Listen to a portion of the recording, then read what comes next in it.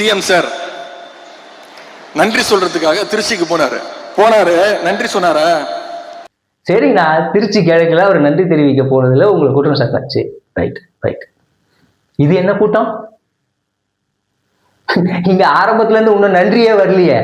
ஃபுல்லா முதலமைச்சர் போக்கஸ்ல போயிட்டு இருக்க.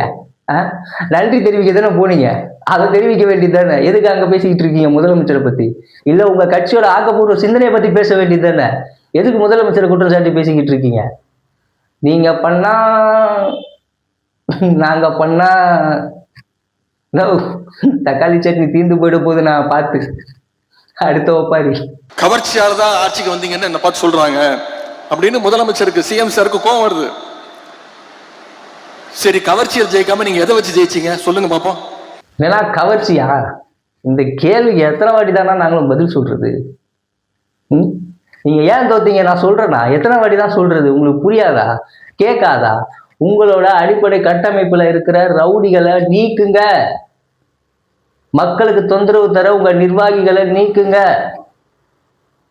ட்ரிப்ளிகேன்ல உங்க தொகுதி சேப்பாக்கத்துல ஒரு நிர்வாகி ஒரு பொதுமக்களை பார்த்து அசிங்கமான வார்த்தையில பேசினாரு. அந்த வீடியோலாம் உங்க கண்ணில் படலையா?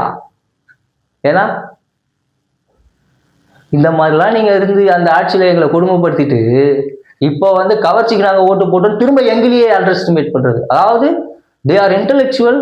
நாங்களா முட்டாளா? ஏன்னா நாங்களா முட்டாளான்னு கேட்டேன். எங்களுக்கு தெரிஞ்சுதான் நான் வாக்கு போட்டிருக்கோம், எங்களுக்கு தெரிஞ்சுதான் எல்லாமே செஞ்சிருக்கோம். கவர்ச்சிக்கு ஓட்டு போடலை. திரும்பவும் சொல்றேன், 2006 எங்கள் ஐயா விஜயகாந்த் வந்தப்போ ஒரு % ஓட்டு விழுந்துச்சு இல்ல, அந்த கூட்டம் மாற்றத்துக்கான கூட்டம். அந்த கூட்டத்தோட இன்னைக்கு தொகை அதிகமா இருக்கு, அந்த கூட்டத்தோட முழிப்பு தன்மை அதிகமா இருக்கு. அந்த கூட்டம் விழிச்சிட்டாங்க அவங்க போட்ட ஓட்டு.